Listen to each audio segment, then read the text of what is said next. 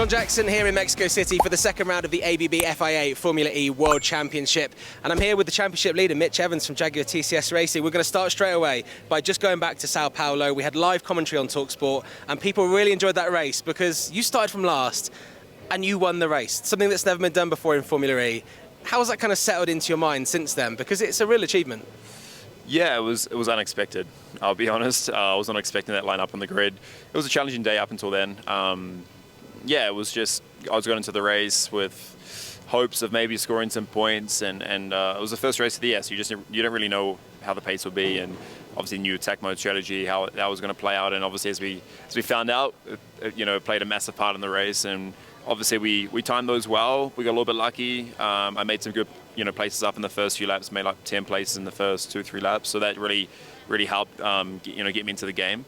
So yeah, and obviously to pull off that win was huge. It's kind of hard to believe, but kind of I kind of, with the bad luck we had, I was like, okay, I'll take this, and I've not really started that well before in a championship, so instead of playing catch up, it's nice to be on the front foot for once. And yeah, I just want to kind of continue that into this weekend. That'll be nice. You've had the whole festive period to kind of get over that and relax and focus on Mexico City. How is the strategy going to change here in Mexico City? I know there's a slight change to turn one, but it's a track that you know well and you've won here before. Yeah, it's a location for me that's been really up and down. We got our first points here as Jaguar Racing back then.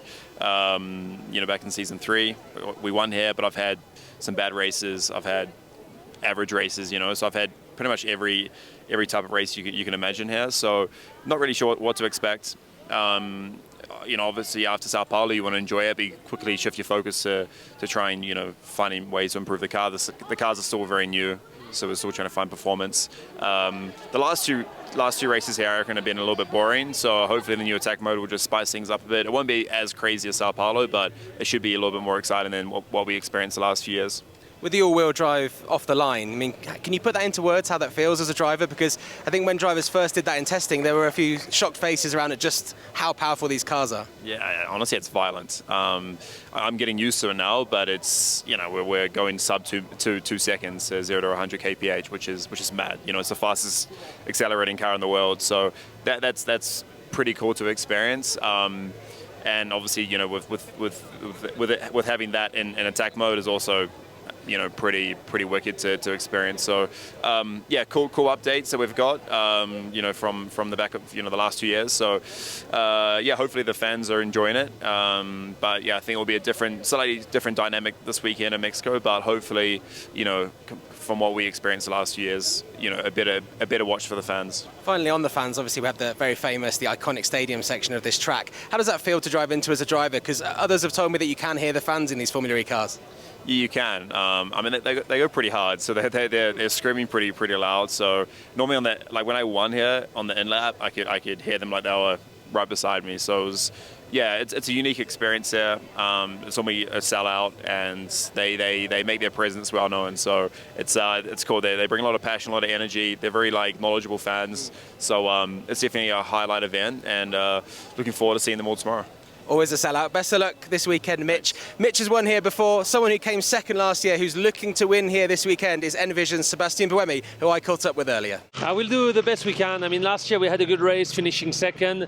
It's true that I never managed to win, so we'll do the very best we can. I mean, qualifying will be quite important on this track, but we try to look at the data of last year. We try to build up on what we've done well last year and try to improve what we didn't do that well. Looking at this track from a driver's perspective, for people watching at home, what do you need to put together to get a good lap here and to get a good result? What's important? Yeah, it's a very technical track, with lots of corners. It's not a very long lap, but there is lots of corners with the stadium especially. And it's very bumpy, the exit of the stadium. So you need a car that has a good stability, that is good over the curbs and the bumps. This is really important. And of course, stability in the last corner. It's a very fast corner, one of the fastest corner of the season. When we look at the new changes in the Gen 3 Evo car, we've only had one race with it so far. We have the four-wheel drive or the all-wheel drive in the attack mode and from the start, and also in the duels in qualifying. What have you made of that so far? Is that going to be something that's going to be a huge bonus when you are in attack mode here? Yeah, I mean, it's usually a track where overtaking is difficult. because of the altitude, because of the layout. So I expect the attack mode to make it a little bit easier. We will see more overtaking, this is clear. But I still expect it to be normally a little bit less hectic than what we had in Sao Paulo. And of course, if you're at the back, you want it to be more hectic, so you've got a chance of making up places. And if you're at the front, you want a nice, clean race. What is achievable for you this season? Because it's been a kind of a long time now since you were the Formula E champion. And I imagine once you've been the champion, you want to be the champion again. You want to feel that feeling again. Yes, of course. No, I'm trying to be very realistic, you know. I've had a few good races in the Gentry car, you know, some more difficult.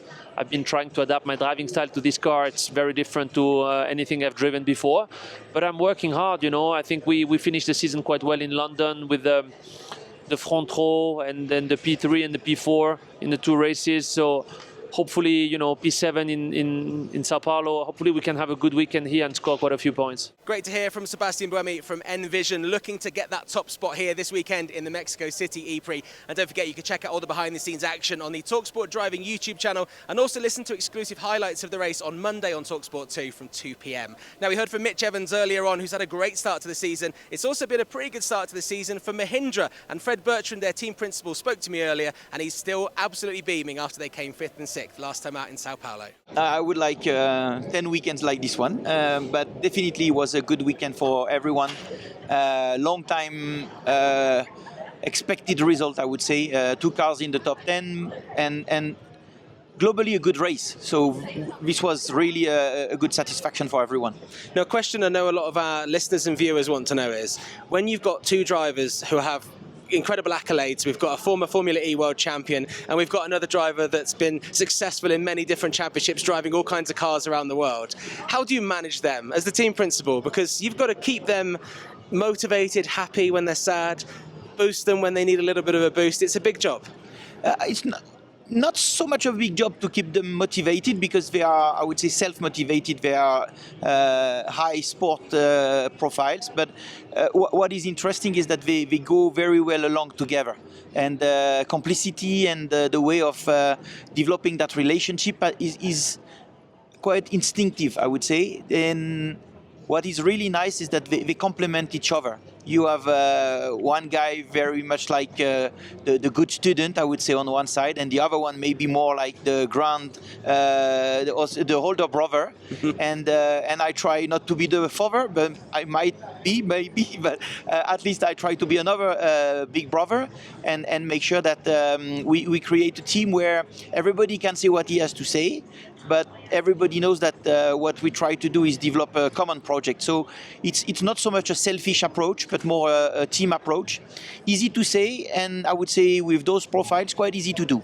Hopefully no falling outs this weekend in Mexico. Obviously, you scored good points back in Brazil. Is this now what's expected of the team? Is this your aim this year, to be top 10 consistently now? I think definitely that's the change compared to the two previous seasons. To be in top 10, we were hoping for a miracle. And sometimes happen, but not so often. But definitely with the new car, we can genuinely pretend to be in the top 10 in quali and during the race. For sure, the competition is very, very tough. Gaps between cars are very tight. So it's a big fight to be in that top 10 and score the points, but that's one of the targets. Make sure that we can score as many times as possible, and if possible with the two cars at each race. That's the perfect result for us right now. That's Fred Bertrand, the team principal of Mahindra Racing, keeping that happy family as happy and positive as they can. Just don't call him Dad. Anyway, I'm standing outside the Cupra Kiro garage. A huge weekend for them. It's their second race as a team, but they unveiled a new look of their new car, a new livery, as Kiro Racing partnered up with Cupra to become Cupra Kiro. And doesn't this car look amazing? The bright yellow, highlighter yellow of the Kiro side of things, with the bronze, the signature bronze of the Cupra brand that you'll see on road cars. And of course, a reminder that Formula E does use technology and develop technology, which you'll see in road cars, which is awesome as well. Something else we're going to see this weekend is attack mode for the second time. Now, it's changed this year because attack mode was just a power boost. Now they get the all-wheel drive as well. And I spoke to Jean-Éric Vergne from DS Penske, two-time, the only back-to-back Formula E world champion, and he's already got some ideas of how he wants to change it. There is now an element of luck that is probably a bit too strong. And I would love to see probably a change in the regulation that says that when you're under attack, let's say you have a 6 minutes attack, you activate it, 1 minute passed, and then after 1 minute you have a full course yellow for 5 minutes. That means you actually lose 5 minutes of your attack mode. And I think it's this element of bad luck, I would call it, or good luck for your competitors. I think it's a bit too strong. So I would love to see that for 5 minutes of full course yellow while you were in attack mode, then you still have your 5 minutes of attack that you can use. And I think that would be more fair for everybody on the grid. Have you fed that back to people? Are you in a position to do that as a driver? Yeah, I mean, I suppose I am. I haven't talked to anyone about it, so I hope people will see the interview. Well, let's hope for Jev's sake the FIA are watching this very video right now. Speaking of watching, you can watch the race on ITVX from 8 p.m. on Saturday afternoon in the UK and around the world on various different providers, and of course exclusive highlights on talkSPORT 2 Monday afternoon from 2 p.m. and also on the talkSPORT podcast network straight after. And for all the behind the scenes stuff from the pit lane here in Mexico City, check out the talkSPORT Driving YouTube channel.